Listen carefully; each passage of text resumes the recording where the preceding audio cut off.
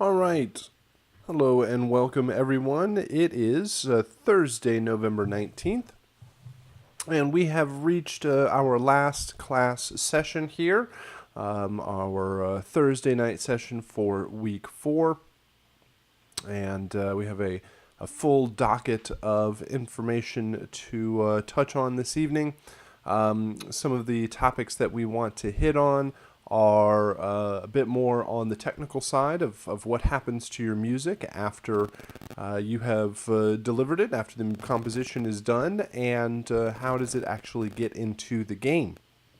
So we'll talk about some of the software and process involved in making that happen.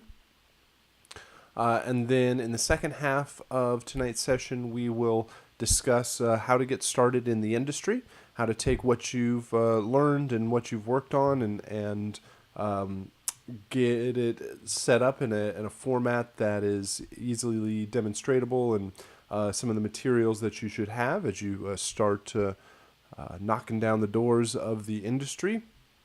One of the big purposes of the class this month is to give you exposure to these types of projects, this type of work in this part of the industry, and to really give you a sense of whether or not it's something that interests you, or a place that you find a good place for your music. So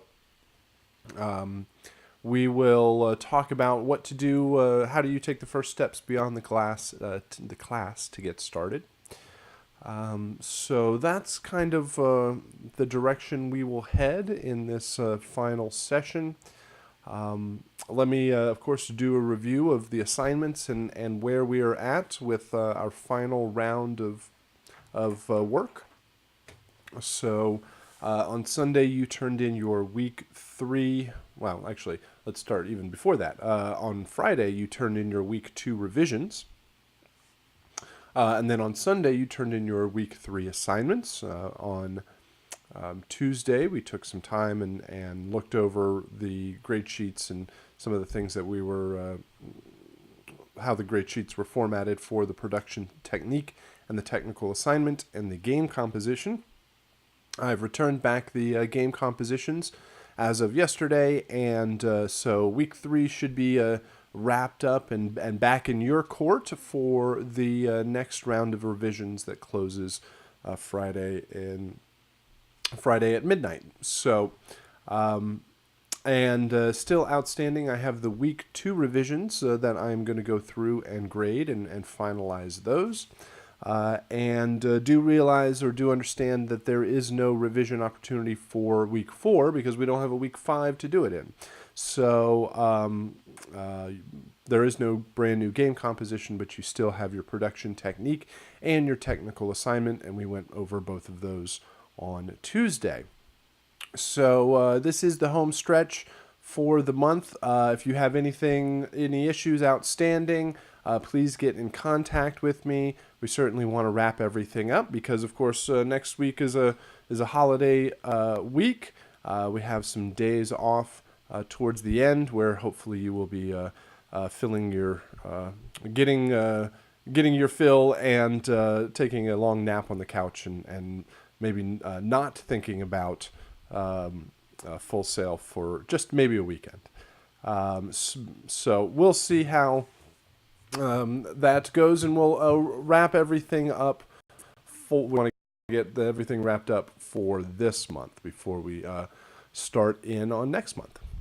All right, I think that catches us up to where we need to be and gets us into our first topic for this evening. So, our discussion on last Thursday in week 3 was starting to head towards some of the more technical process of how music actually works in the game. We talked about things like linear loops and horizontal and horizontal resequencing and vertical layering of music. We talked about different game states, which was basically freezing the game at any point and what is happening at that one moment in time, and if anything changes we can hook our music to all of those changes. If the score changes, or if the time changes, or if your player's position changes, or their danger or enemy level has changed, all of those things are ripe for the picking for things to hook our music to. So these are more of the conceptual ideas, and certainly the background layer of how we understand the music is going to work in the game. But our discussion this evening is going to talk more about the concrete, how it's done, and the software and the techniques and workflow behind all of that. When going into more technical topics, it is certainly a rabbit hole by the fact that it is a computer and it is software, and at some level there is code, and we're not certainly going to go down that to that level or go down that path. But it is certainly part of the understanding that we are writing music for an interactive piece of software or game, that our music, it's not just for the sake of music, right? Music on an album or a download or a CD is music for the sake of music. Music for a film serves the visual and image, and games have that. They certainly have the visual aspects, but they also have the gameplay, the interactive aspects of the fact that the player is in control. It's not just a passive experience like watching a movie where you just have it wash over you in all of its amazing glory. And with the game, it asks you to actually do something and participate. And so the music has to react to what the player is doing, and we have to somehow set up our music to interact and react to what is going on, all of the action in the game.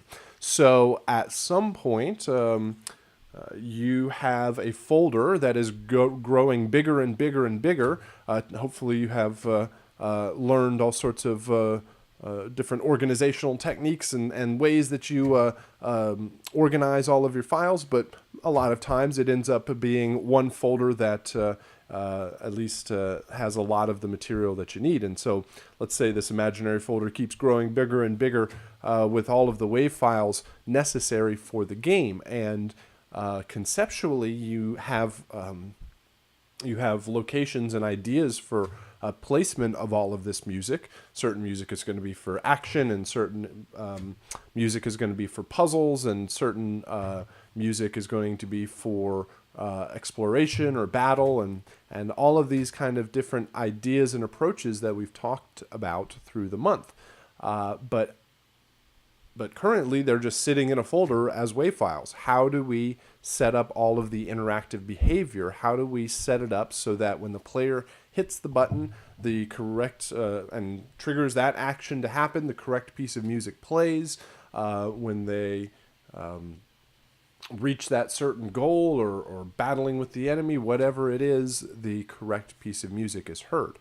And so to give it a large, more general definition, we're going to talk about the idea of implementation. And implementation, in its most basic form, would be the process of getting your music into the game. And of course, it gets a lot wider than that. But for our purposes right now, just starting out on the idea, it's really the process of getting your music, your WAV files, to work properly in the game, so that when that certain action is triggered, and whatever the expected outcome is going to be, the correct piece of music is heard at that time. So we understand this part over here. This is the DAW, and this is really our focus as a composer. This is where most of the work of the game of the soundtrack for the game is done. And this is, we are masters of this domain over here, and we are constantly spitting out WAV files, or files in whatever format, but for our purposes, we've used WAV files. And over here is the game, and we we know this part too. We've played the game, and we have instructions of how the music is supposed to work. We talked about the different game states and pieces of music that we've needed throughout the month. We have talked about ideas of things like intro, main loop, and ending, or start, loop, and stop. We've talked about the idea of ambient and action, where there's a long period of just wandering around exploration, and then there's periods where you're battling and engaging the enemy. We've talked about loops. We've talked about stingers.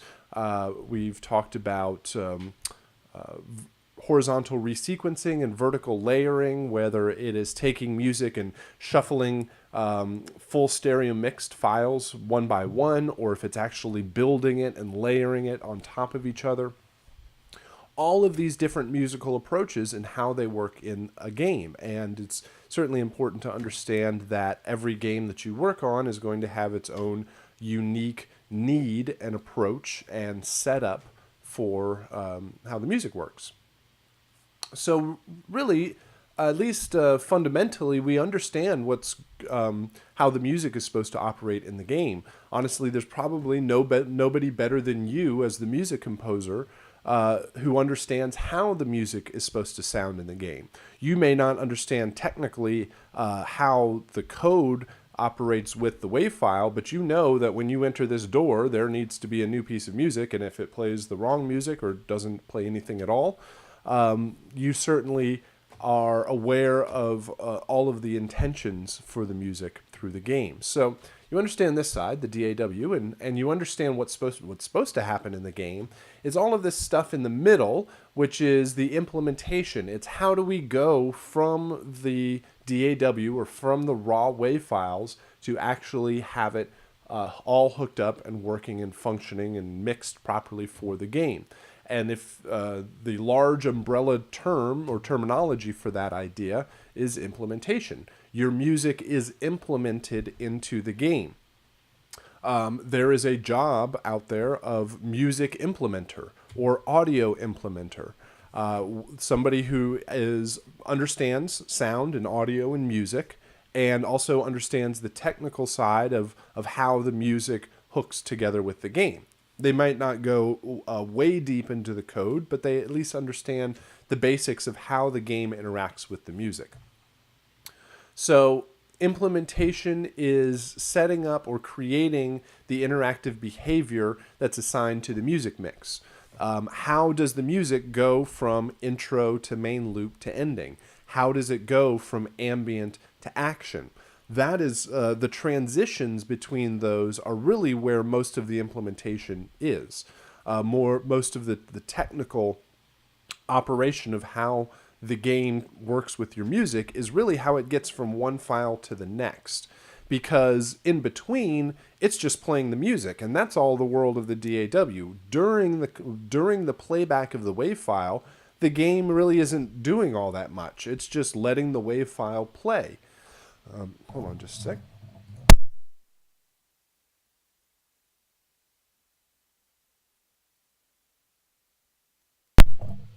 Sorry about that. Still haven't gotten over my cough fully. So it's sort of like a DJ. I relate a lot of this stuff back to these ideas because a DJ, it's not so much playing one record to the next. A good DJ is how you move from one record or one piece of music to the next. In between, they're just dancing around and pointing at the crowd and turning knobs, maybe. But it's how the game interacts with the music and how does it move from one piece of music to the next. That is where most of the process lies, or the skill is, and most of the techniques. And so this is some of the ideas and concepts of how implementation works, or what it does. We know which piece of music plays, and that's pretty simple for the game to play the correct WAV file. All it has to do is hit play and it plays. But how does it then transition from that piece of music to the next? So implementation is not just one thing. It's not just one piece of software. It's not just one step. It's not just one tool or idea. It's a whole series of all of that stuff. It's a whole bunch of different software and a whole bunch of different ideas and concepts and techniques and tips and workflow to get the job done. I like to relate the idea of implementation in a similar way to something hopefully we understand a bit more or are already familiar with, which is mixing. Mixing is not just one thing. It's not just one piece of software. It's not just one step. It is a whole set of skills. It's a whole set of tools, a whole set of steps and process and workflow to get the job done.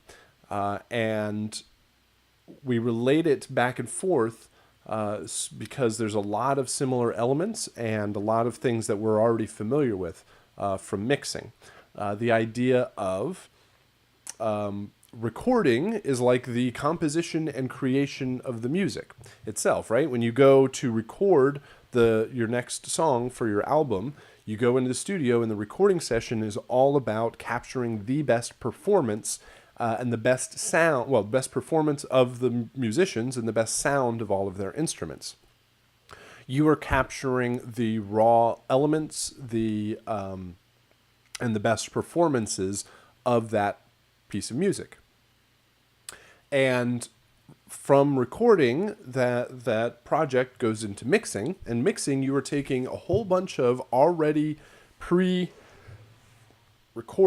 in that case, or pre-composed or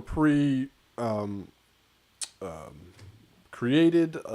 Really, the elements already exist, and that piece of music is 10 tracks wide or 50 tracks wide or 100 tracks wide or however big this song is. And your job is to take all of those different elements and mix them down, combine them together, use volume and panning and EQ and compression and dynamics and time-based processors, reverbs and delays, and understand all of the tools, plugins and automation, and combine it down into the final product that the consumer listens to.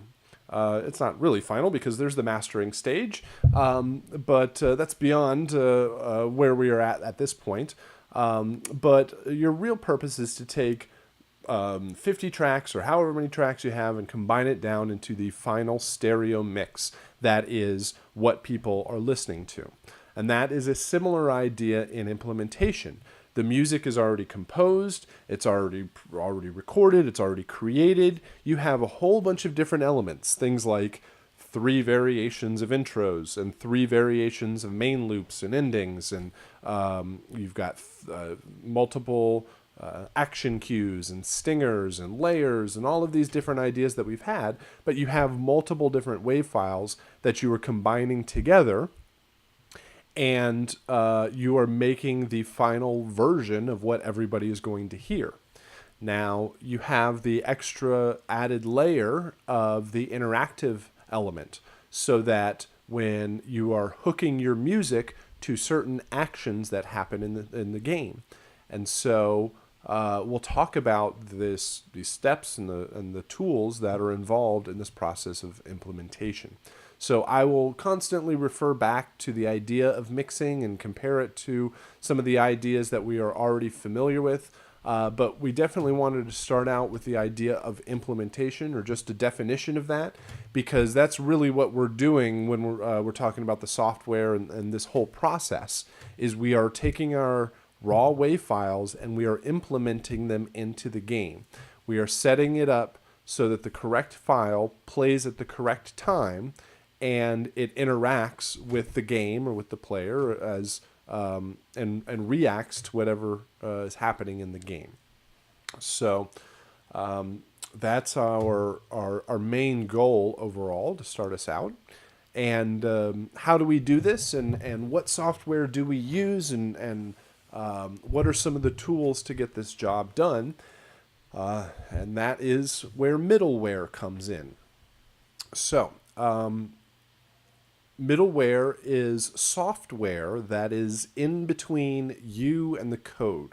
It is a piece of software, it's an environment that you can create all of this interactive behavior of how your music is supposed to operate in the game. Your game can do a lot of what you need to do with audio, but audio middleware is going to allow you to do it a whole lot better or faster or more efficient, or which could relate to being cheaper, but often just a better quality overall. So in relating this idea, so we go back to the idea of mixing. I like to relate the idea of middleware similar to like a plugin for your DAW, right? So your DAW does a lot of what you need to do with your music and recording and mixing, and it has a whole bunch of default plugins that you can use, and it gets most of what you want to do accomplished. And also, the DAW is the main environment that you use to create your music. So there's the main tools that you use, but of course there's a whole bunch of reasons why we use plugins, and why there's all sorts of new plugins that are cool out there. There's different effects processors and EQs and compressors and reverbs, and there's synths out there, and there's just all sorts of extra pieces of software that do cool things, that make things sound better, that make it easier to work with, that make it more efficient or faster. Of course, we could do everything in our DAW, but there's a whole lot of reasons that we use plugins on top of that, because it improves the quality of your composition or mix or whatever it is. Same sort of idea with audio middleware. Your game can do a lot of what you need for audio and music. It has a lot of the default or base level tools just to play back WAV files and loop them and transition back and forth. But there's a lot of reasons that you use something like audio middleware to make the job, a lot of times it's faster and easier to work with. It allows you to do more complex things a lot easier overall. And it just gives a set of tools to the sound designer or the composer, and gives them audio tools that they're familiar with, versus having to use and interact directly with the code. So before all of this existed, and at the more of the dawn of video games, everything had to be in code. Whether it was all being synthesized as bleeps and bloops in real time, or eventually it was recorded WAV files that were being triggered or fired back at the same time. But at some level, all of that stuff was done in code.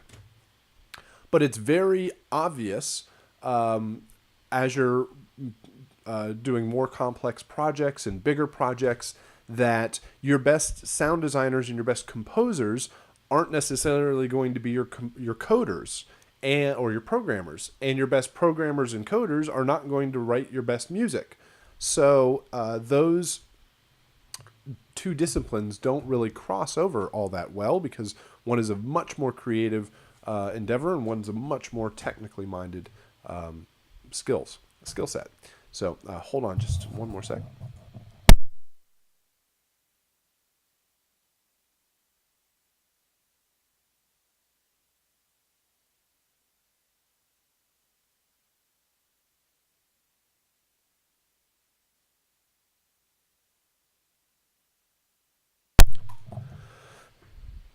And this idea of the creative side and the technical side is not just exclusive to music and sound. Art and graphics and video and 3D animation and modeling and all those suffer from the same thing too. Your best artists aren't going to be your best coders, and your best coders aren't going to be your best artists. So there is middleware for all sorts of things for games, right? Just as just as the same idea that plugins aren't just for audio, right? There's plugins in Photoshop and 3ds Max and Maya and all the graphics software too, Adobe Premiere and After Effects and all sorts of different video and graphics software also has the idea of plugins. And when it goes to work with games, then middleware is the same sort of idea. There's middleware for audio and music, but there's also middleware for graphics and animation and gameplay and networking and all sorts of different stuff. So middleware, like I said, is between the artist and the code. They don't want to get all the way deep into the code, so it gives them some sort of environment to work in. It is a collection of software tools and code library. There is a graphic tool that is just like not just like a DAW, but it's like a DAW in that it's a graphic tool that has file menu and buttons and sliders and knobs and all that sort of stuff. It's not just code.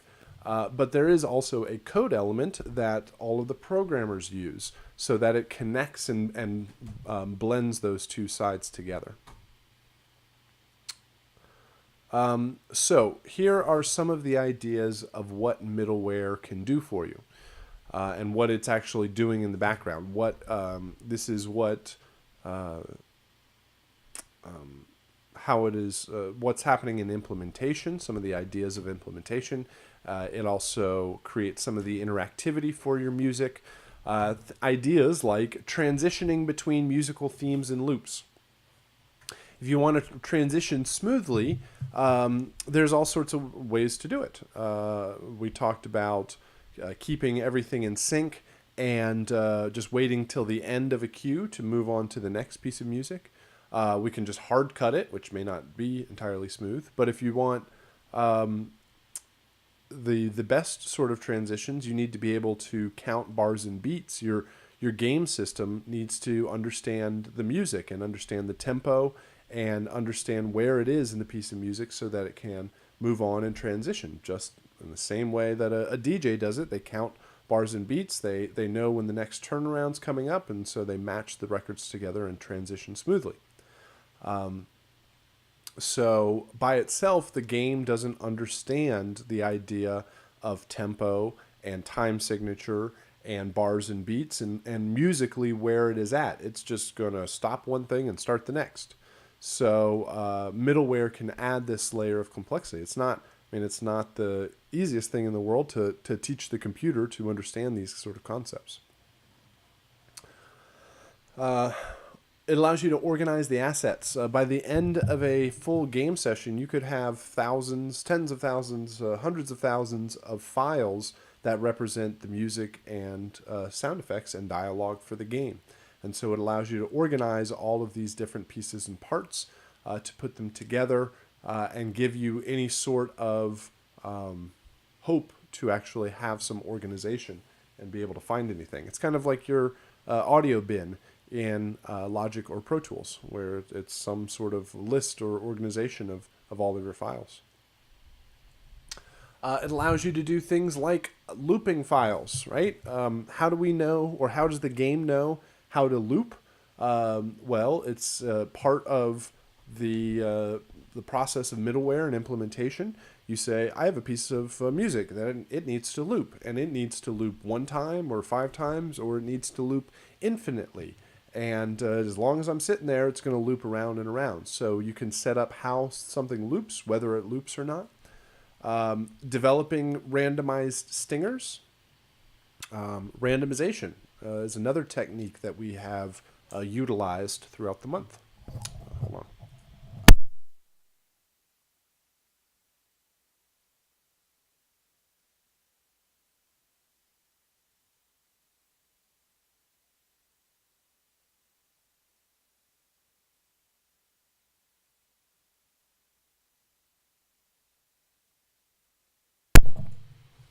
Randomization and variation is a very necessary tool for what we do, because we have things like intro 1, 2, and 3, and stinger 1, 2, and 3, and the game can just randomly take one of those and use it and add a little bit more variation overall.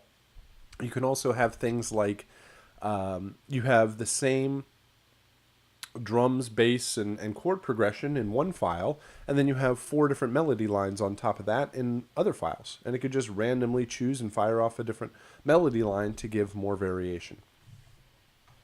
The middleware allows you to do things like real-time audio mixing and effects processing.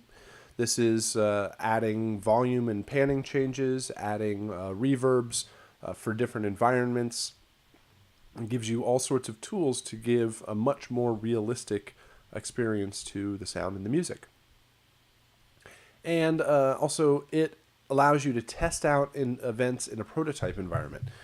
It gives you some tool to listen to everything and test it out before it actually gets into the game. You might have to wait a period of time before you hear how your music sounds in the game. And so these set of tools, things like Fmod and Wise, will give you a setup to make that happen so you can test things out. So here are some of the other just concepts of what middleware and implementation is doing for you. Variable mixing. A lot of what your game is doing in real time as the game is played is real-time mixing and varying and changing the mix as the game is played. So this is more so for the sound effects than the music. The music mix is pretty much baked into the file or bounced into the file. You do that in your DAW. There is some volume mixing of how loud the overall music mix is against everything else, and the game might have some control over that. But really what's happening is for every sound effect that you hear in the game, the computer is determining how close or far that sound is and where it is panned in the world, right? Think about a Call of Duty or Halo 5 just came out, or Grand Theft Auto, or any of these, especially first-person shooters where you are in the world and surrounded by all of the sounds. Most of the sounds that you hear in the game are mono sounds, just like in the real world. Everything emits from a mono source. And those sounds are constantly changing. And the relationship of how those sounds are heard is changing. The mix is changing. So the way that the game controls the overall loudness of a sound is by volume and over distance. How close or far you are to a sound determines how loud it is. So if you're right up on top of the sound, you're going to hear it at full volume. And then eventually you go a foot away or 10 feet away or 100 feet away or a mile away, and you won't hear that sound anymore. And that's in the game's distance and dimensions, whatever that means. And so anywhere in between, the sound can fade up and fade down. So at any moment in time, the game is figuring out 100 different sounds around you, the distance of where all those sounds occur, and then how loud they need to be. And it also includes panning. So if you're looking straight ahead, it determines where all of those sounds are in a 360-degree sphere around you and pans them accordingly. And all that is done through math that is set up ahead of time, right? Just in the same, the physical world operates against some default set of rules of how sound and music, sound emits and operates. Same thing, they've just translated that into the game so that it sounds as realistic as possible. Variable volume and dynamics, right? So the previous slide was talking about a variable mix, which is volume and panning, but it's individual sounds. Every sound is determining how close or far away it is. For this example, we're talking about variable volume, but more as it relates to dynamics or groups of sounds. So now we're not just talking about faders, really. We're talking about dynamics processors, compressors, and limiters across groups of sounds. So this is kind of like the busing structure of your game, just in the same way that you have in a music mix, you have individual instruments. Those instruments are bussed together or grouped together to go to some group master. Like we have in our template last week, we had brass, strings, and winds groups, and we bussed them to those faders. Same sort of idea. This is how things might work in a game. You have a main output. This is the audio output of your Xbox or your PlayStation. Right before that, there is a limiter, which is always very important because you want to have a stopgap to say nothing beyond this point, right? Nothing goes beyond 0 or negative 0.3 or whatever it is. And so this is one of the more difficult aspects of music and sound for a game is the final mix.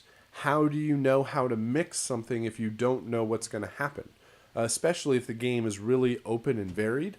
At some points during the game, it's just going to be footsteps and breathing and ambiances and maybe a little music. At other points,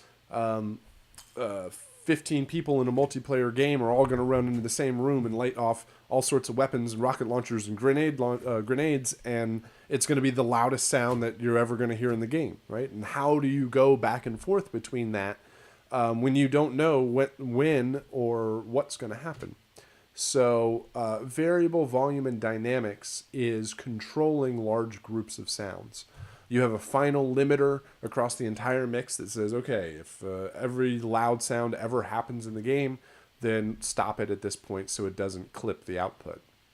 Before that, we have different subgroups or stems of sounds. You have a dialogue stem, which is everything that is spoken in the game, which is critical dialogue, which is typically your character and whoever they're talking to. Non-critical dialogue, those can be the random people that are talking to you as you walk around in the game. Music is over here. There is probably a compressor, but music is often the least affected or mixed sound after it's done, right? You mix the music and it's as the quality and as best as you want it to sound. So any sort of process, I mean, you don't want a compressor to totally destroy your mix. So anything that is the compressor, anything after the music is typically to control the overall level as it relates to the other ones, right? If something gets completely crazy with all three of these, well, we can also take down the music a little bit if we need to. Notice the sound effects breaks out into lots of different categories. You have things like weapons and ambience and vehicles and objects in the games and explosions. Explosions have their own limiter on them because it can be a super huge sound. And it can just divide out into all sorts of different categories to control and affect the mix. And the game is keeping track of all of this stuff in real time as the game is being played and affecting and changing everything.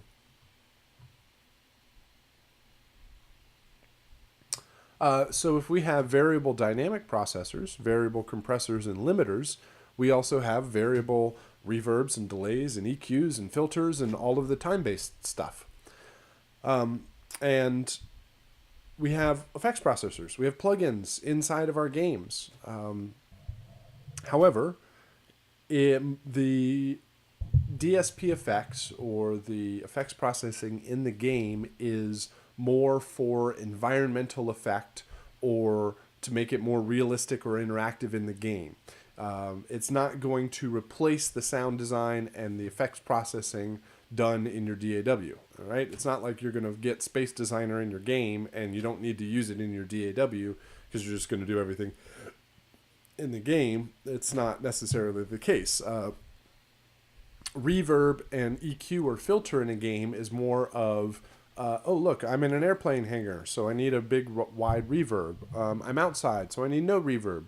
Now I'm in a stone hall or a large wood room or whatever the environment is to give you a sense that you are moving between these different environments in the game. right? So it's more reacting to what's the action that's going on in the game. Third-party plugins are becoming more popular. There are external developers getting into this game, right? Plugin manufacturers, Wave, Isotope, McDSP, they're all making plugins for games also, or game processors, game consoles. Waves makes plugins for the Xbox, and it's a format that allows you to use the same processing in your DAW and also use it in your game. A good example of this is like a walkie-talkie effect, which is very common in a game. A lot of games, it seems like you have somebody talking in your ear.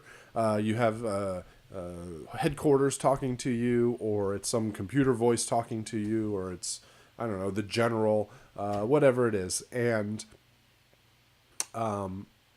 that walkie-talkie effect needs to come from somewhere. Sometimes you can get right up next to the player and there is no walkie-talkie effect. And then you walk farther and farther away and then it goes over the intercom system. So they would have to record all the lines of dialogue and have a version of it that was affected and a version of it that was, no, a version of it that was clean and then a version of it that was like walkie-talkie effects. And then it just crossfade back and forth. But that doubled the file size for everything. So you can have real-time effects and turn things on and off and have them react to what's going on in the game. Waves, I guess this is Xbox One and PlayStation 4, but Waves, WaveArts, McDSP, Isotope, they all make plugins for all of these different formats. And Fmod and Wise can actually load up VST and AU plugins. Hold on just a sec.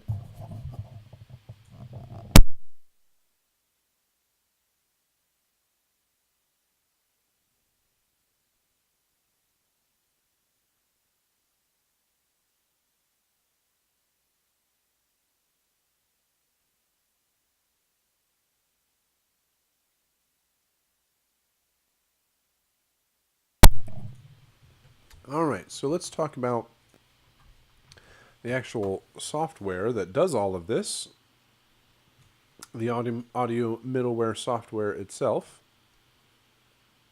The two most popular pieces of audio middleware out there are Fmod and Wise. And it's kind of like saying Pro Tools or Logic. And they are used in a whole lot of very popular software. A lot of times when you first turn on a game, there's a whole bunch of logos and licenses and things that pop up on the screen. That is some of the software that they've used, and every once in a while, or maybe in the credit screen somewhere, you can find references to Fmod or Wise and whatever game they actually, or whatever software that they use to build all of it.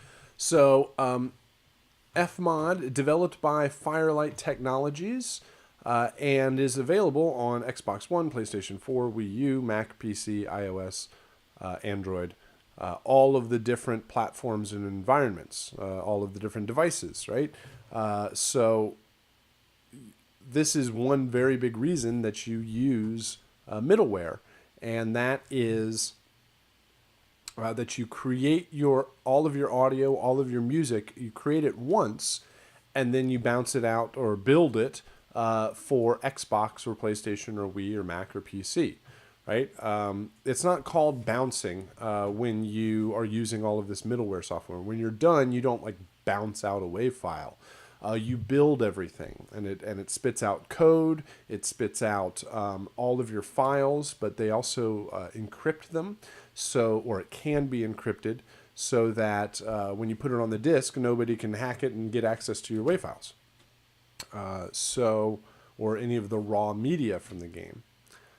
So each one of these systems, Xbox, PlayStation, Wii, Mac, PC, they all speak different languages. They are completely different devices with different patents and different trademarks, and so they don't speak the same language, and the audio isn't the same. And when in earlier game development, everything had to be redone all over again for all of these different systems. And with audio middleware, this is one of those things that make it faster and more efficient and easier. You set it all up once, and then you hit one button and it goes out to Xbox One. You hit another button and it goes out to PlayStation. I do want to say that is a horrible oversimplification. It is not just as easy as hitting one button, but the idea is there is you set it up once and then you do something and it goes out for Xbox, and you do something else and it goes out for PlayStation. You don't have to start from scratch and rebuild it all over again. So one of the best parts about all of the software that I'm going to be talking about is that it is all free. Oops. Where's Fmod? There's Fmod. Adaptive music with Fmod Studio tutorial series now available on YouTube. Right, that is a very good series to watch. Talks about how they use all of this software and how it actually works with music.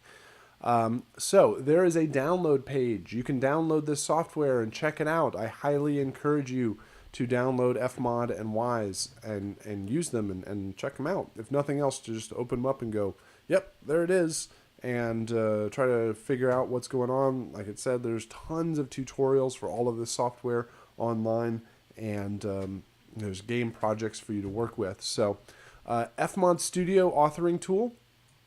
This is the actual graphic software that you see in like this, right? That is the tools that you want to use. So you'd want this Mac version right here. There is this also, the Fmod Studio Programmers API and low-level programmer API, right? You don't necessarily need this, but it's a whole bunch of code, and you could download it and check it out.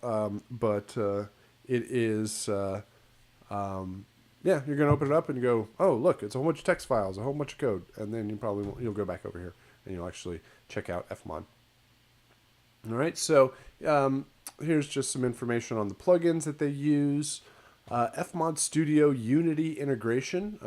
Hopefully you've caught by now that all of our games are made with Unity software. And we'll talk about game engines here in just a moment. But Fmod works with Unity, and it plugs together. So it integrates with all of these different formats, also with Unreal Engine. Look at that. Cuckoo's 2D. Earth Warrior 3D project. I'll have to check that out. All right, so download it. Check it out. It's free. Use it. Here's some more images. The thing to see with all of these pictures is that it is not too different from audio software, right? You're not going to actually make any music in here. You're going to stitch and connect together different chunks and pieces of music that are already pre-done. Your DAW is where you're going to make the music, but this is how you put it together and format it for a game. And it looks somewhat familiar to audio software. It's certainly not out of the realm of possibility of tools that you could learn. It's got things like tracks and knobs and solos and mutes and faders and sliders. And this is your events list, or your all of your audio. It's kind of like your audio bin over here. It's got things like tracks and crossfades and a surround panner and all that sort of stuff. So Fmod is the older, it's still very up to date, certainly, but it's been around the longest, a bit more established overall, but a lot of people have been transitioning over to Wise also. So there's some very big named games out there that use Fmod, and it's used in a lot of vehicle games, racing games, because it's got some cool tools for all of that. Let's see what they say on how awesome they are. News. Drive Club. I think Forza was done with Fmod. What else? Adaptive music. Let's see what this is. Oh, it's not going to send me to YouTube. I don't care about YouTube right now. I care about Fmod. Oh, Just Cause 3 just is coming out, or just came out. It's all Fmod. So, anyway. Fmod. What else? Wise. Wise is a bit newer. I mean, it's still been around for, I don't know, has it been 10 years yet? It's been around for a while, in at least computer terms. And they are based out of Canada. And same sort of idea. You make all of your music and sounds, and you build it for Xbox One and PlayStation 4, Mac, Wii, iOS, Android. All of those different formats. Wise is used in a whole lot of games. A lot of companies are switching over to Wise. There's a lot of very cool tools available with Wise. So you go to audiokinetic.com. Same sort of idea. All of the software is free for you to download and to check out. There's a really good page here of who uses them, all of their games. About customers. This is the one. And you will see a lot of games, a lot of very, very popular games in all of this. Aliens, Alone in the Dark, Angry Birds, the Assassin's Creed series has moved over to Wise. The Batman series moved over to Wise. The BioShock series moved over to Wise. Borderlands, Child of Light, Dance Dance, let's see. Depth, that's the game I'm working on. We use Wise for all of this stuff. Connects with the Unreal Engine. Destiny, that's a very big, very popular game. Deus, all the D's and F's and G's. And Halo 5 was done with Wise. Limbo's an awesome game. They actually have a demo with Wise. What else? Peggle, the mobile games. Lots of mobile games also use Wise. Rocket League is really popular. Saints Row. I don't know. It just keeps going and going and going. So lots of very, very popular games out there. You go to the downloads page. You want the Wise authoring. Well, Wise authoring. Authoring tool is what it should be called. So what do we do here? We go to Mac. That's what we want. And this is mainly what you want, the Wise authoring. That's the main tool. All the screenshots and slides you'll on the slides is from that. There are some demo projects and information to download and check out. Again, there's tons of tutorials. Very, very popular. Lots of people talking about it and working with it, certainly. All right. And again, if you check it out, it looks quite similar to audio software. Faders and sliders. You got things that look like crossfaders. You got a transport or crossfades. You've got a transport down here, stop play. You've got organization for all of your files. You got things that look like a mixer and inserts and sends and mutes and solos and pans. And this is like a busing structure to bus and mix everything together. Surround panners, transport. So it's it allows you to implement complicated actions without coding. Audition high-level interactive behavior in the editor. All right, it allows you to set all this stuff up and test it out and see how it works before it actually goes in the game. And then once you're done, you build the project and it spits out your music, your files, and all the code that is necessary to work in the game. All right, so that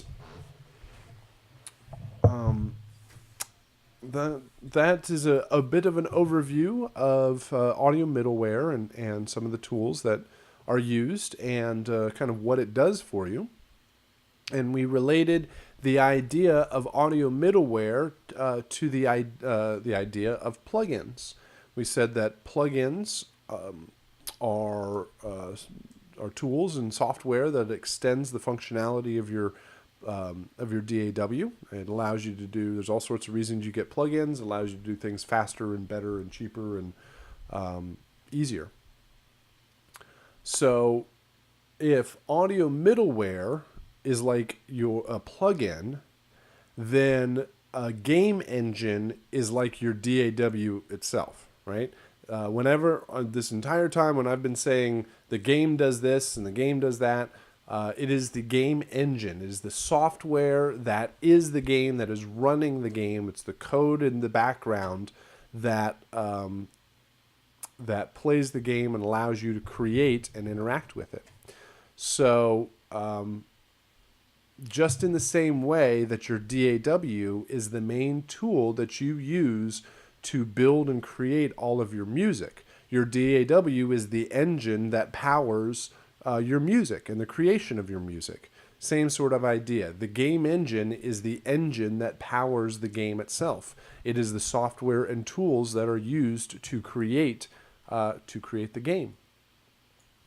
So, software tools used to develop your video game. It's mostly code, and there is a large aspect of it that the programmers are working with to build and create the game out of scratch. But it also comes with a world editor, some sort of graphic tool that you can actually see the game world and start building and changing and manipulating it. So somebody has to come in here and paint the sand and place the trees and all the foliage, animate the waves to lap up against the beach. A lot of these icons represent sounds because sounds don't have a physical visual attached to them. So there's an icon here. And often some of these lines represent where that sound is going to exist. So what a game engine does is it is the set of tools that you use to build and create and manipulate the game world or the world that the game exists in. And it is a tool that a lot of folks have to use because it is the same set of tools for audio and sound and graphics and animation, and it's connected to all of the code and what the programmers do. So it's a very large team that all have to agree and work in the same set of tools. Hold on a sec.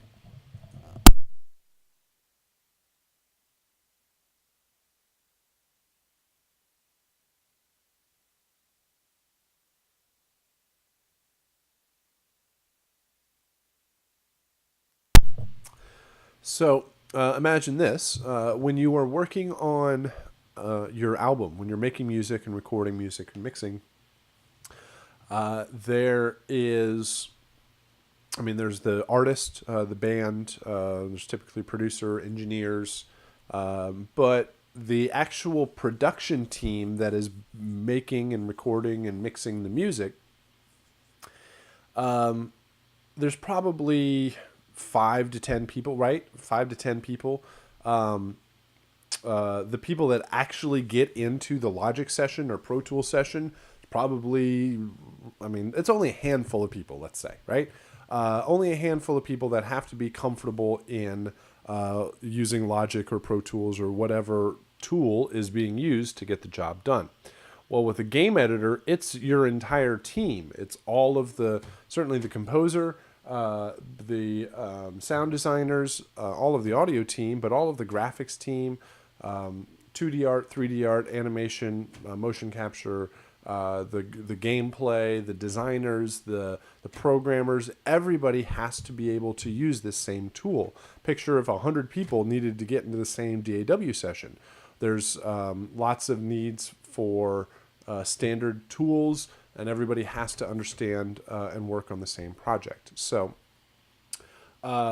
just a bit of an insight into what the game is actually doing for you. You have all of these different aspects. A game engine doesn't just do music, doesn't just do sound and audio. It does every aspect of that game and how that game is played. In fact, what it is doing for audio is actually a pretty small sliver overall of the game as a whole and what it's doing and rendering and processing. Because audio, most of the work of the audio was done by a human in the DAW ahead of the game, like before the game is actually played. Compare that to all of the graphics. All of the graphics in the game has to be rendered in real time. It has to draw the graphics on screen. It has to animate everything. It has to process and render every frame of image that you see in the game. But with music, it's not creating the music. It's not composing the music. It's not generating the music. It's just playing back the music, playing back a WAV file that was already pre-composed. So really what it's doing for the audio is really quite limited. However, it does everything that we need, right? Again, a lot of the work was done ahead of time in the DAW. Now we're just taking the files and placing them together and looping them and making sure the right file plays at the right time. So most of what the game engine is doing, or a lot of it, is going to be the graphics. Games live and die by how amazing the graphics are, and how each generation or each new game, it seems like better and better graphics, and it just means you need a faster computer and more processing power to render all of these graphics, because every image that's drawn on screen has to be created in real time by the game. A lot of what the game is doing is the game itself, the gameplay. How do you play the game? What's the point? Like, is it a racing game or a fighting game or a shooting game or a jumping game or a puzzle game or a whatever type of game it is? There's the actual playing of the game, the controller, the interaction. What's the story? What's the objectives? How do you play? All of that is beyond the graphics and the sound. It comes down to the interactivity itself. Networking. A lot of what the game is doing, or a lot of more modern games, are online, and the fact that you can play and communicate with somebody halfway across the world in pretty much real time is absolutely amazing. And there's no need to reinvent the internet every single time or reinvent how computers talk to each other. So a game engine is a set of tools that already exist that allows you to get whatever you need done. Physics and AI, that's a lot of the math that's going on. Physics is how things fall and blow up and crash and punch and all that sort of stuff. AI is artificial intelligence. Are the enemies, are they really smart or really stupid? How do you interact with the computer itself to make it seem more human? So all of these aspects together are what the game is doing while the game is being played, and creating and changing the game in real time. So some of the most popular game engines out there, the two most popular, the ones we're going to focus on, are the Unity game engine and the Unreal game engine. Again, hopefully you've picked up over the course of the month that all of our games are built in the Unity engine.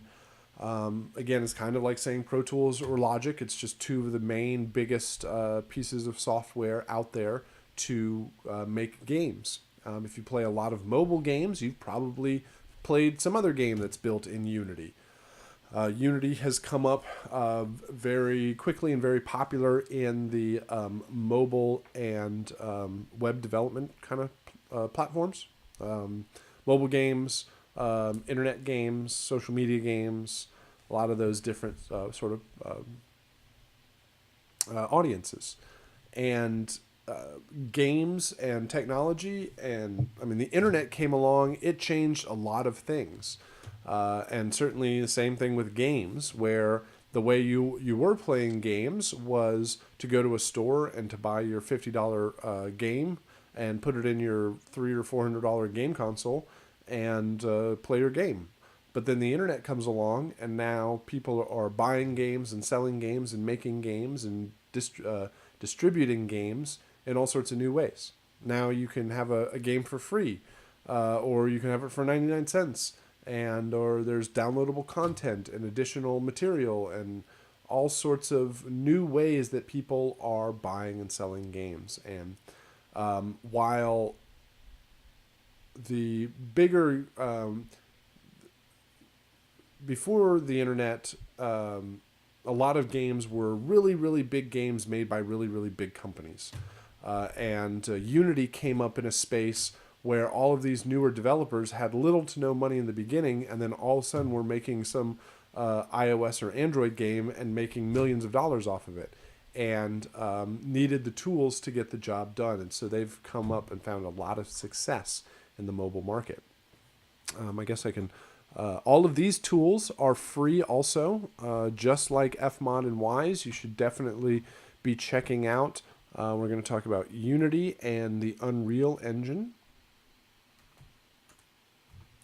So there's Unity and Unreal Engine. All of these softwares are free also. And these are the games themselves. So these, there's lots of demo games that you can check out, and lots of tutorials. You can go to Get Unity and download education person. Oh no, you just need the personal edition. That's the free one. It could be $75 a month. The full thing, I think I have it over here. The full software is $1,500. Or you could do like a Netflix option and just pay $75 a month. And all of these game tools and software have changed their pricing models. It used to be very, very expensive, and now it's much more cost efficient and a lot of times free just to get started.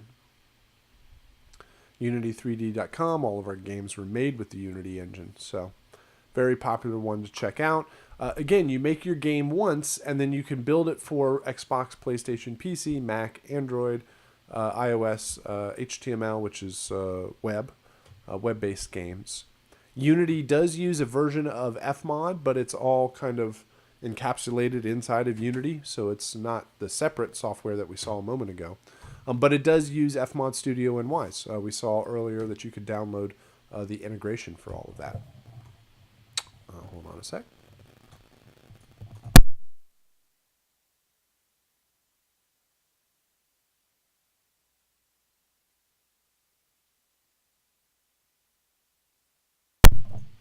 So, the Unreal Engine. The Unreal Engine has been very popular for quite a while and has existed and dominated in the space of the major games on big consoles and the big PC and Mac games. Let's see. What games are very, very popular games in the Unreal Engine? Well, number one would be the Unreal series of games. That's where all this started. Anybody ever play Unreal or Unreal Tournament or Unreal Tournament 2 or 3 or Unreal Tournament 2007 or... I don't know. There's all sorts of different versions of them.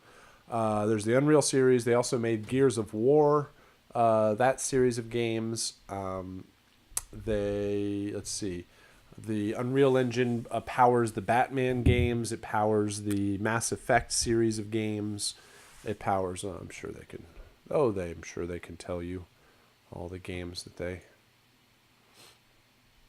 Student Pro Indie? Do you want to ride a dinosaur? Then use our software. Own the high end. I mean, these are very, very powerful pieces of software that do some really, really cool stuff.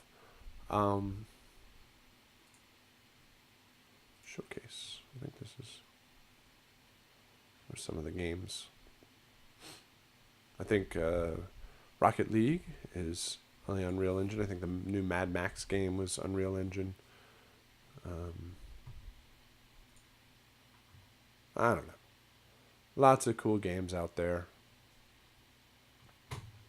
Very popular, very big for quite a while. The Unreal game engine used to be over $1 million to license, just the software. And of course that was very cost prohibitive for lots of companies.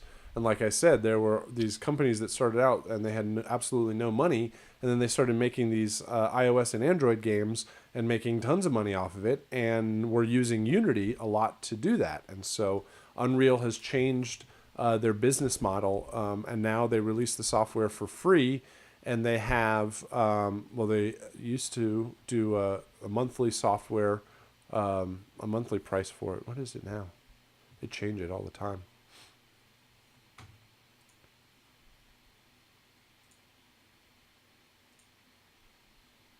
I think it's like 5%. Pay 5% royalty. So you just pay 5% of everything that you make, and you can use their software. Which may be good, may be bad, right? What if all of the audio software that you ever used was all free to download? Pro Tools and Logic were all free, and all the Native Instruments stuff was free, and all the waves and every plugin, synthesizer, all of that stuff was free. But if you made your album and you made $10,000 off it, or $100,000 off of it, or $1 million off of it, then you need to pay Apple 5% because you used Logic. And you pay Native Instruments 5% because you use Contact, or whatever it is.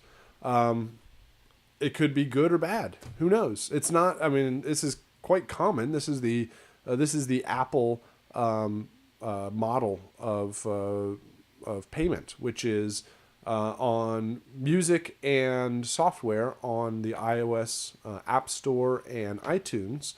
Apple takes 30% of every sale. They take 30 cents of every dollar that you spend on iTunes or the App Store, which is why Apple is doing just fine these days. But it allows people to use their services, and they just take a cut of everything. So same thing with all of the software. Used to be over $1 million. You can still fully license it for many hundreds of thousands of dollars. And this is what the big companies do, right? Think about the Batman series of games. It used to be 20%, 25%. It was a quarter of everything. And so the Batman series of games, they made it for they made it for $40 million, and they made $80 million back on it. Well, if they had to give up a quarter of $80 million, they had to give up $20 million just to use the software, all of a sudden it makes $500,000 not seem so bad. So it all depends on the size and scale and what they're in it for.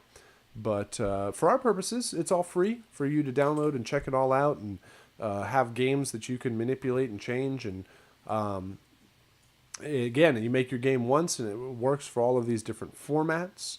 The Unreal system, the Unreal Engine, uses something called Microsoft X Audio 2 as its audio system by default. It can use Fmod and Wise just in the same way as the Unity software. And so that's where I say the Fmod and Wise kind of plug in to these game systems, game engines to make it work. But by default, it's Microsoft X Audio 2. Unreal Engine and Microsoft or Epic Games, who makes Unreal Engine. Epic Games and Microsoft are buddy-buddy. Things like Gears of War was a Microsoft exclusive. And so Microsoft, the X Audio 2 is the audio system of the Xbox, right? Everything is X over in Microsoft.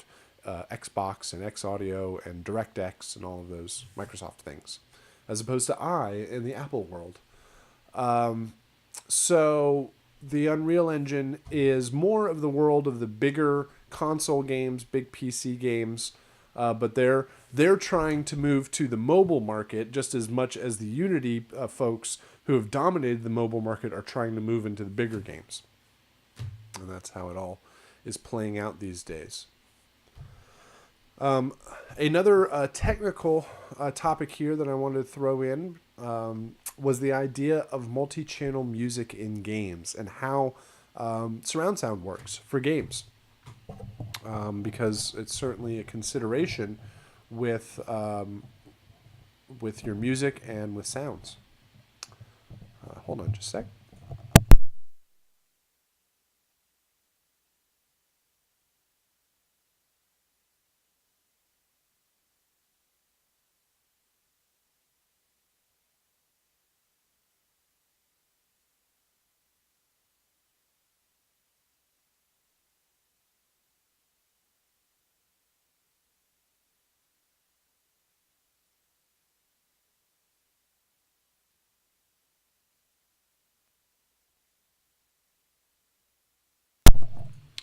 All right, excuse me. All right, so multi-channel music in games. Very important because we would hope that people are actually playing our games in some awesome home theater surround sound system. Right? As I mentioned in a previous discussion, you have to consider what your final format is. If you're doing an iOS or an Android game and everything's going to be on a mobile device, maybe you don't need amazing low-end response because everybody's just going to hear it through their device and their headphones. But if you're doing a big Xbox or PlayStation game, then there's those systems can easily do surround sound. Even a PC or a Mac can do that if it's set up with the right equipment. But especially home consoles, the Xbox and PlayStation and the Wii can easily be hooked up to a home theater system, and people have that capability. So we're going to talk about different formats, different multi-channel formats for your music. We'll talk about mono, stereo, 4.1, 5.1, 6.1, 7. However many point ones. We're not going to talk about those all individually, but however many speakers Dolby wants to sell you is multi-channel music, multi-channel sound. So mono is not multi-channel sound. It's just one channel. But multi-channel doesn't always mean 5.1, right? Doesn't always mean 5.1 surround sound. Stereo is also multi-channel. It just is only two of those channels.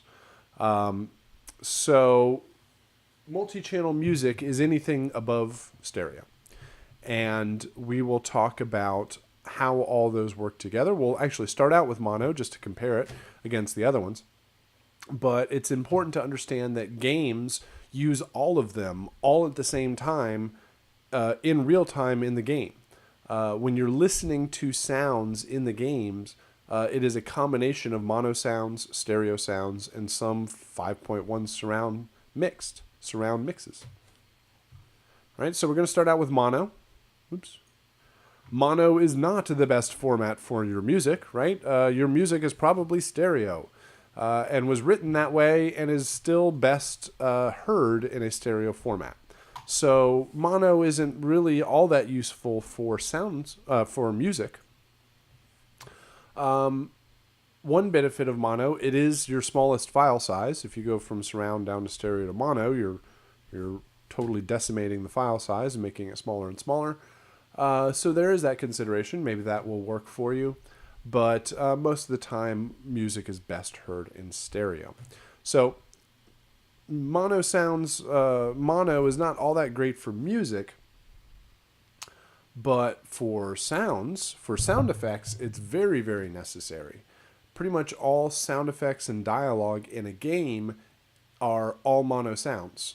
So while you're playing the game and you're hearing it in surround, you're hearing a surround mix. That's actually just a whole bunch of little individual mono sounds that are all panned all over the place to give you the effect of stereo or surround. So not so much for music, but very, very useful for sound effects. So it can position that sound wherever it needs to. Stereo music, right? This is where we're most comfortable. This is where we're most familiar. Not too much to talk about here. Just a couple of different stereo formats. When people are talking stereo, what do they actually mean? And hopefully you're pretty familiar with each one of these formats. Stereo, we have split and interleaved. When somebody says a stereo file, they're most likely talking about an interleaved file, which is a single file with two channels in it. And with every sample, it goes back and forth, left, right, left, right, left, right. It's interleaved back and forth. A split format is there are two mono files. One is, they're typically .l and .r. One for everything that is the left speaker and one that represents everything for the right speaker. So when you're talking with your client and they say, we need stereo files. And you say, okay, cool. Do you want split files or interleaved files? If they look at you like with a blank stare and have no clue what you're talking about, they mean interleaved files. That's the most common format. It is a single file with two channels in it. Dual mono is mostly a mistake. If you bounce something out and it's the same thing in both left and right, it's really, you hear it as mono. It's not stereo.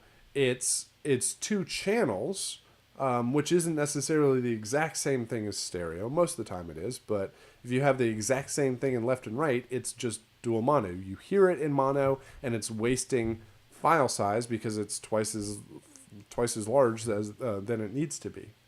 So most of the time, like I said, it's mostly a mistake.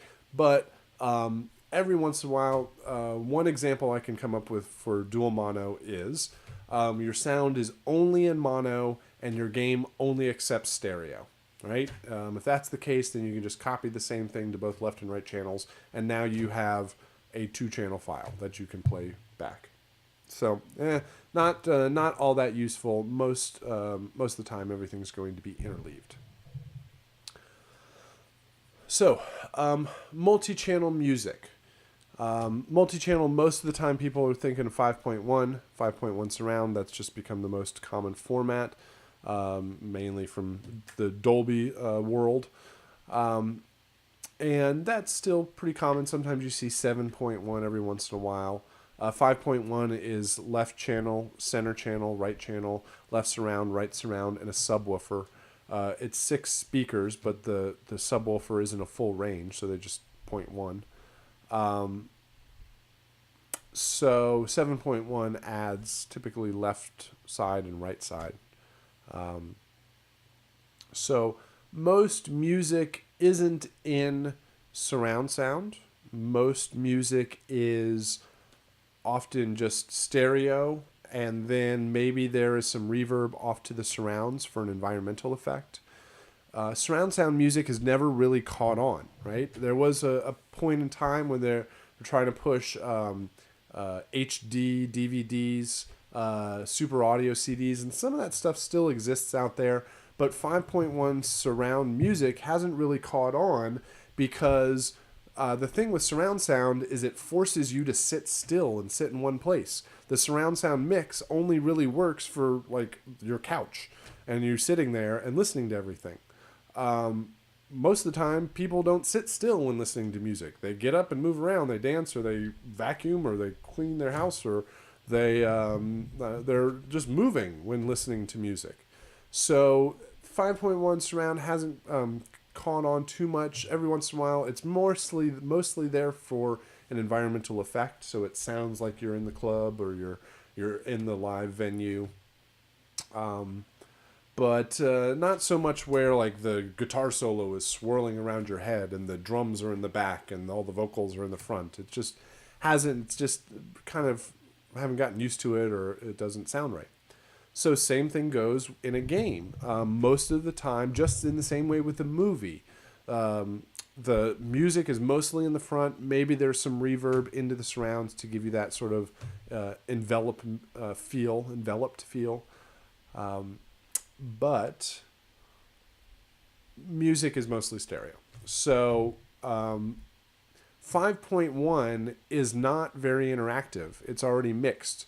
That's another reason why it's not too useful in a game, is because you can't change it all that much. You can't pan a 5.1 surround sound file anywhere. It's already panned. It's got something for left and right, left surround and right surround. You can't really move it around all that much or at all. So it's not very interactive in a game to use that. While you hear things in surround sound, it's mostly a combination of a whole bunch of mono and stereo files that are playing together and panned to surround. If you want something to be the most useful in a surround sound mix, it should be mono, which is kind of a backwards kind of way of thinking about it. But if you need a sound to go from left to right to left surround to right surround and just move and fly all over the place, it should be a mono sound so that it can just occupy whatever speaker you pan it to. So most of the time, music is already mixed from the DAW, and there's not much of a change that needs to happen while the game is being played. Another way of thinking about multi-channel music is, again, don't think about multi-channel directly meeting 5.1 surround sound all the time. Multi-channel just means more than one channel.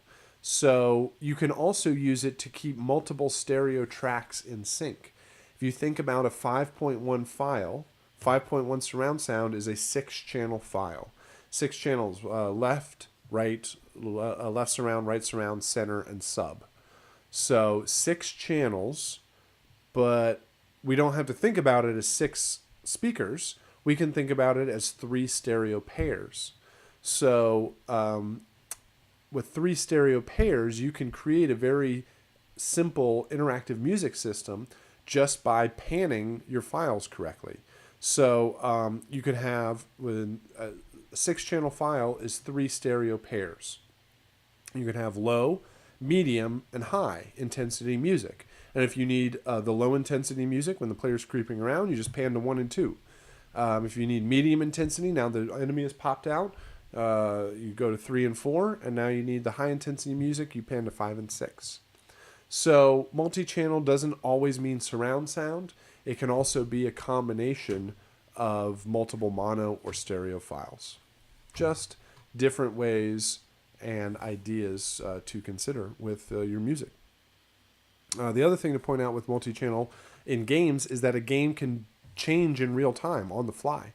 You can go in the menu while you're playing the game and switch from mono to stereo to surround sound, and the game will just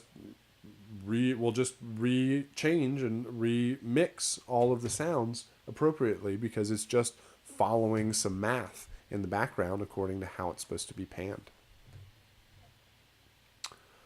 All right, so that will wrap up all of the technical topics that we wanted to get into. And now here, I would say one of the most important topics for the entire month is, okay, cool. All that stuff is really great. Now, how do I take all the stuff that I've learned in this class and apply it beyond the class and getting your foot in the door to start out in the games industry?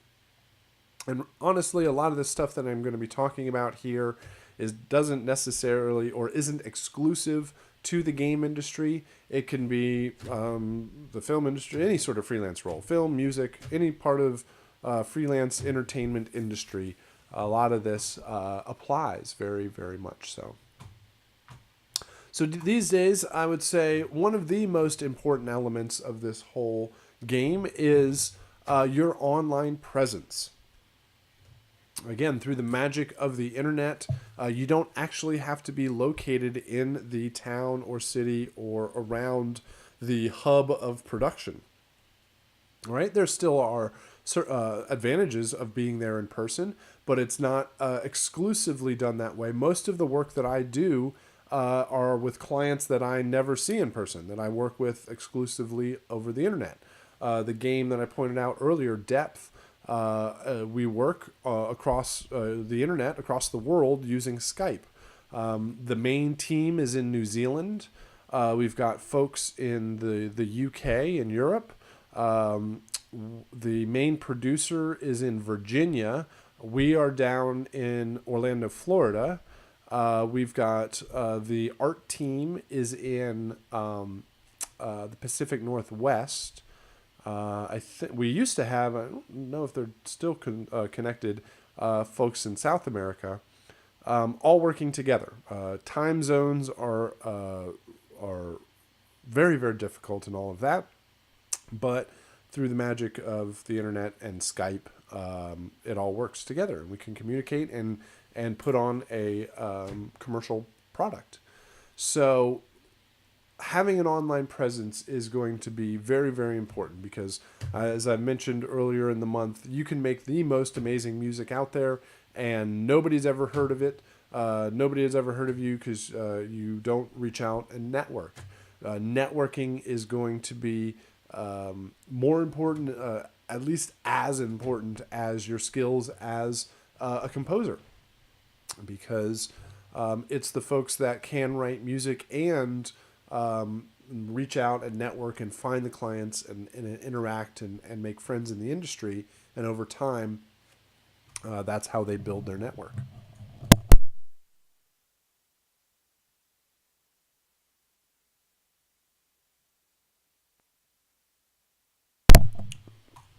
So, one of the benefits of this online degree program is that it kind of forces you to do all of this stuff. You are already skilled in the means of communicating online and working online and delivering media online and being able to keep up with the technology. So, an online presence means having a professional email, website, or portfolio, someplace where they can find links to all of your work and check out the work that you've done, blog to keep up with new products, projects that you're working on, and social media. Social media is a very important tool these days for networking and keeping up on what's going on in the industry. So, your demo reel and portfolio is probably going to be one of your most important tools here, where it's that kind of cliche in the industry where, or it's truth, really, of you're only as good as your last project and nobody's going to hire you unless you have experience, and you can't get any experience because nobody's hiring you. It's that fun catch-22 that everybody has to get around when starting out in the industry, is making a name for yourself. And people are really reluctant to hire you unless you have the proof that you've are capable of doing this and you've done it on a previous product before. A product, I keep saying product, project. So having a demo reel that is constantly up to date is showing off your newest and best projects that you've been working on is always key. So that means that you are collecting all the projects that you've worked on throughout this degree program. Even more important, all the projects that you've done outside on your own terms. And you're putting it together in a nice, easily digestible format. A series of links that can people can check out to see what you're capable of. So a sort of a just asking and without any sort of proof to back up what you're capable of is makes it more difficult. People really need to see what's going on. Social media. For all of the good things and bad things in this world that social media brings, there's a lot of good things in the business world. Again, like saying, who knows what crazy sort of stuff that you have on your Facebook page or your LinkedIn page, or probably not LinkedIn, maybe Twitter. You should have a professional, forward-facing version of all of this stuff that you feel very comfortable with handing out to clients and employers and all that stuff. I really don't post anything on social media that I wouldn't care that the entire world sees. And so I can also comfortably send clients and people that I want to work with to those. And I guess let me do my poll here in the chat. Do you guys have LinkedIn pages? Do you have Twitter? Are you set up with all the different social media? I could probably guess most people have Facebook at some point or have left Facebook for whatever reasons. But all of this stuff is very, very important. Or is, I don't say important, just very helpful because it allows you to network and research a lot of what's going on out there in the industry. Most of the stuff Most of the industry that I learn about, most of the news of what's going on in games and audio, in music, is through social media and the internet. Because games are made by techie people, and those techie people are involved in social media. So, Twitter, I'm going to just point out a few things on each one of these.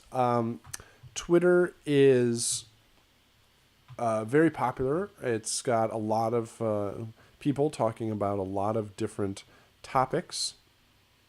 But one thing about Twitter that's a little more difficult is you have to know who to follow. Like, you have to find people and follow them, and that sometimes can be a little bit more difficult, especially when you're starting out. So I like to follow hashtags. Hashtags like hashtag game audio. Here's what's going on in hashtag game audio. And it's all sorts of people talking about different game audio topics. And a lot of these people are people that are working in the industry and are always posting up new stuff and new events and new ideas. And so definitely, if you have a Twitter account, or even if you don't, you can just type in hashtag game audio into you can go on Google and you'll find all of this stuff. Sorry, I was just checking out. I just got Room 3 on my iPad. Really like those games. Lost Chocolate Lab. He's a very smart, very networked and savvy guy on all of this stuff. So I don't know. Some days there's more stuff better than others. How audio engineers record and develop engine noises for car games, right? Oh, there's the author of your textbook wearing a Winifred Phillips wearing a VR helmet. This is a great one. How to set the right price for your audio work. That is very, very handy. I don't know. Games, audio, games. So, very, very helpful for that. So Twitter is a great resource. LinkedIn is also a very great resource. Very great, very good, solid resource. And LinkedIn is kind of empty as a social media platform, but it is a great resource for doing research on companies and employers and job opportunities. The cool thing about LinkedIn is that you can search a game company for a job title. Like, you can create a list of all of your favorite game companies and then go into their LinkedIn page and search sound and music and audio, and you're going to find all of the folks that work at that game company that have those jobs. And then you can network and message with those folks. You can go to a particular game company or employer or job or whatever and type in Full Sail and see all the people that went to Full Sail. A lot of folks, and it doesn't have everybody, but folks that signed up for LinkedIn and have registered will all be there. And it's a great tool for figuring out who has the job that you are interested in. You can also search out HR departments and hiring. Who are the folks that are actually job recruiters for those companies. So it is a great tool in that type of research. Of course, there is Facebook also. Facebook gets a little personal sometimes. It's a little weird out there.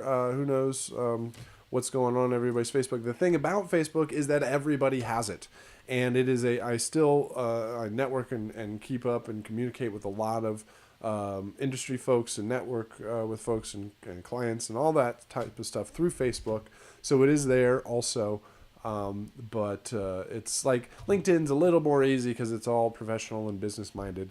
Twitter is a little more general. It's not everybody's life story. Full self. Facebook tries to pull a whole bunch of pretty personal information in there, and you got to be really delicate in balancing personal and business. I mean, my stuff like my Facebook page is filled with lots of pictures of my kids and game audio stuff, right? So it's a real combination of all of that. So some other useful websites. I'm actually just going to switch over to the actual websites here. and just roll through some of these that are really kind of helpful. Designing Sound is a great blog article page just filled with all sorts of topics on sound design and music composition, games and movies and all sorts of stuff. So great information, all sorts of new stories on all sorts of topics. So Designing Sound. There's also a Designing Music Now, which is kind of similar. I don't know that they're actually like connected in some way. But this is video games and interactive media. This is kind of new, but there is some really good information on this site also, and to certainly keep up with. There's also film and game composers out there, which has also got some cool information on sounds and techniques.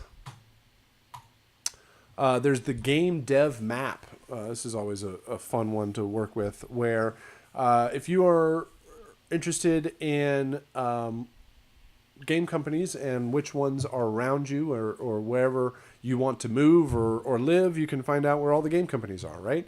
So if I was living, what's up here? If I was living in Baltimore, Maryland, here are all the game companies in that area. Of course, there's Bethesda.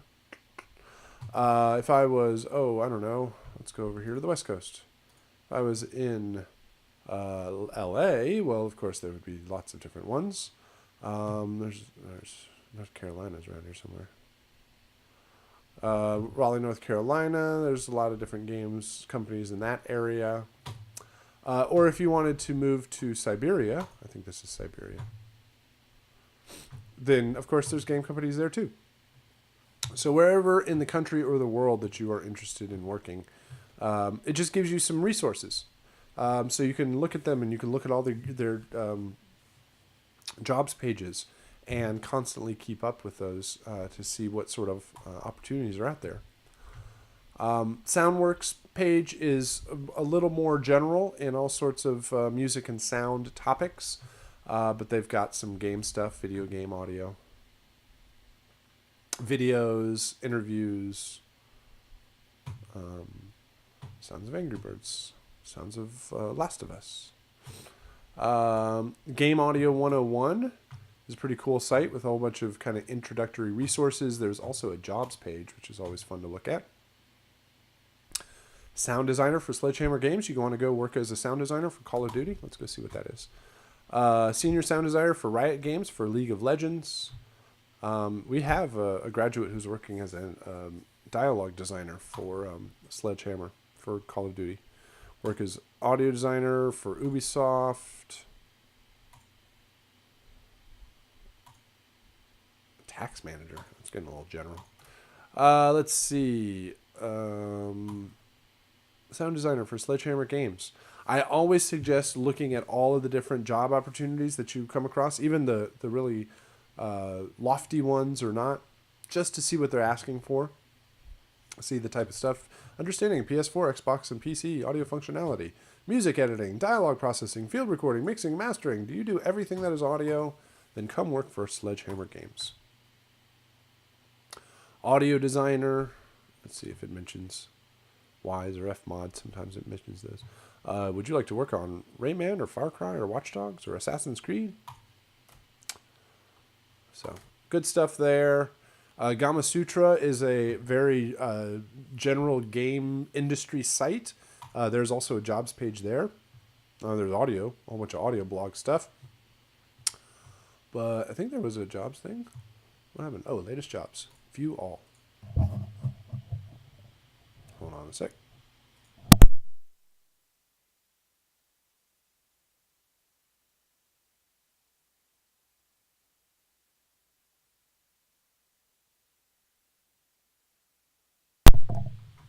Audio 1. Digital Extremes. Do you want to work as a sound designer in London? Anyway. Any one time you look at them, it doesn't necessarily mean there's going to be a lot of stuff, but you look at it, you just keep looking at it over and over and over again, and you will see all sorts of different material. All right, so it looks like I hit on all of these sites. I think that will be most of that. Game Dev Map, designingsound.com. Game Audio Forum is kind of getting a little old these days. Most people have moved on to social media. ModDB and IndieDB. I guess I should, I didn't point those out. We already saw these sites, of course, from this week, but the cool thing is there is a jobs page, and every once in a while there's audio gigs on here. Let's see if they have any right now. Audio music. Sound designer, voice talents, music composer. Hello, dear music composer. My name is this person, and I would like to hire you, but I probably have no money. And they would like a viola instrument player. Interesting. I heard of the word viola before, and I think you should play it. Let's see. IndieDB.com. It's probably similar. Jobs.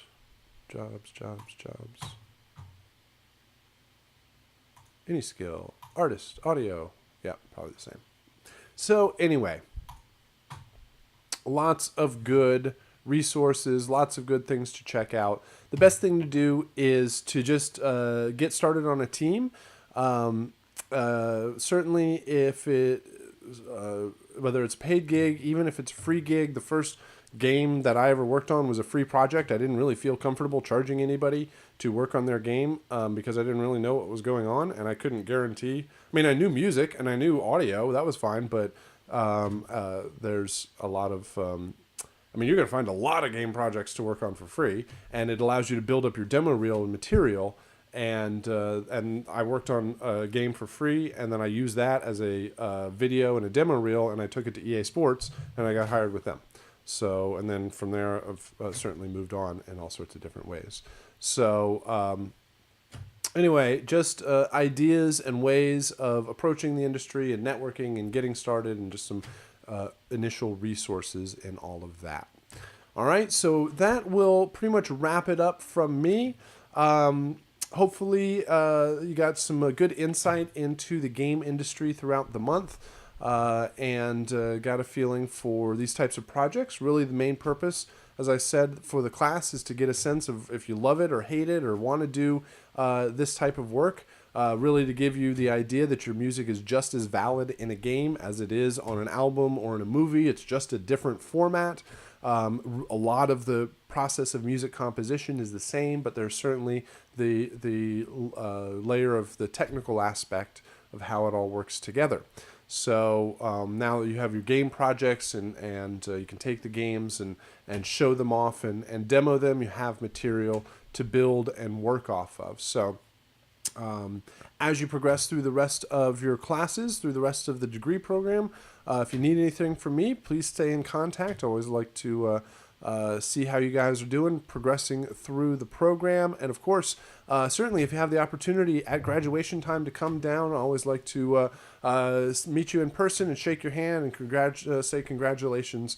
We have a nice little, not little, but a nice grandiose graduation ceremony that we like to host. So definitely come down and say hello. But otherwise, yeah, just keep in contact. You can find me on Facebook. You can find me on LinkedIn. You can find me at Twitter at Engine Audio. Send me an email, whatever it is. I always like to keep in contact. So, all right, that's enough from me. Thank you very much. Enjoy the rest of the month and the rest of the material. And please let me know if you need anything as we're wrapping up this month. If you have any questions, I'll stick around for a few minutes afterwards. But let's wrap it up there. All right. Thank you very much. And definitely enjoyed the month. Enjoy your quick little holiday break here for Thanksgiving.